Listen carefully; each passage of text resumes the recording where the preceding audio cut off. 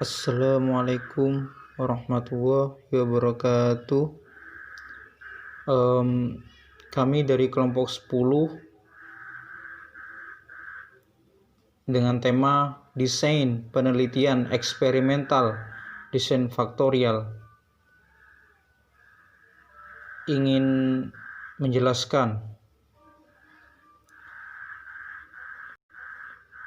Yang pertama ialah pengertian desain faktorial merupakan modifikasi dari desain true eksperimental, yaitu dengan memperlihatkan kemungkinan adanya variabel moderator yang mempengaruhi perlakuan atau variabel independen terhadap hasil atau variabel independen.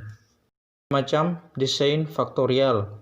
Desain faktor 2x4 yang memaksudkan dalam penelitian ini adalah dua model layanan bimbingan, yaitu layanan bimbingan dengan menggunakan model pembelajaran piramid dan layanan bimbingan konvensional dengan 4 model pola pengasuhan orang tua.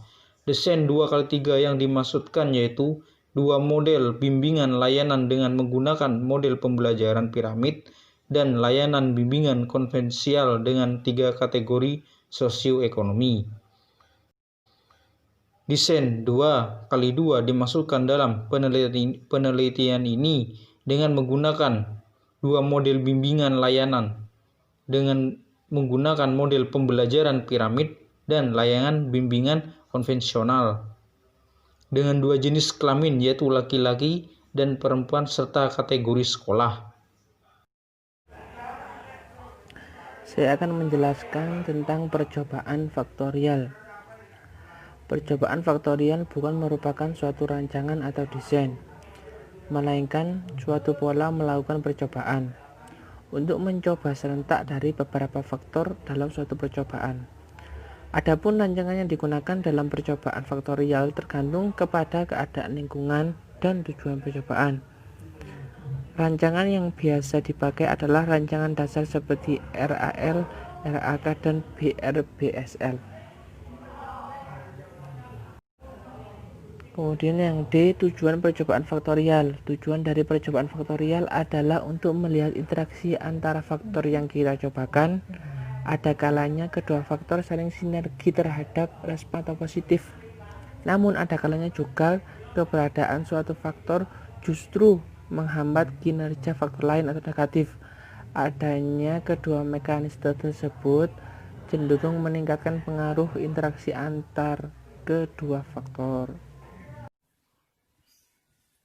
Untuk poin E, yakni keuntungan dan kerugian daripada desain faktorial, penelitian desain faktorial. Untuk keuntungannya yaitu 1. Semua unit percobaan digunakan dalam mengevaluasi efek dari masing-masing faktor. Jadi tidak hanya bagian dari beberapa unit saja, melainkan semuanya bisa dijadikan sebagai evaluator dari masing-masing faktor. Yang nomor 2, interaksi antara faktor dapat diduga sehingga dapat diketahui apakah faktor bekerja sendiri atau memiliki interaksi dengan faktor lainnya.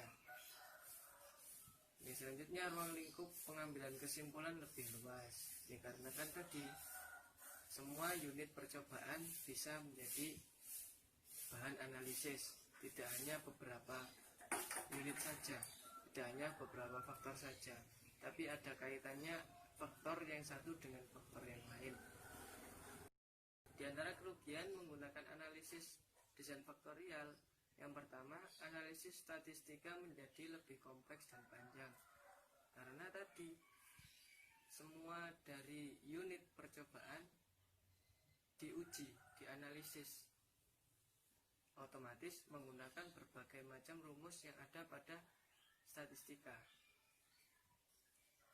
Kemudian kerugian yang kedua, makin banyak faktor yang diteliti, seperti yang barusan tadi disinggung, kombinasi perlakuan semakin meningkat pula. Karena faktor yang diteliti itu semakin banyak, otomatis kombinasi perlakuan semakin meningkat. Sehingga ukuran percobaan semakin besar dan akan mengakibatkan ketelitiannya semakin berkurang. namanya juga manusia ya, otomatis semakin banyak data yang dianalisis, diteliti, tidak memungkinkan ketelitian seseorang itu memudar atau berkurang, karena saking banyaknya data yang masuk, data yang diterima, data yang diperoleh dari analisis tersebut.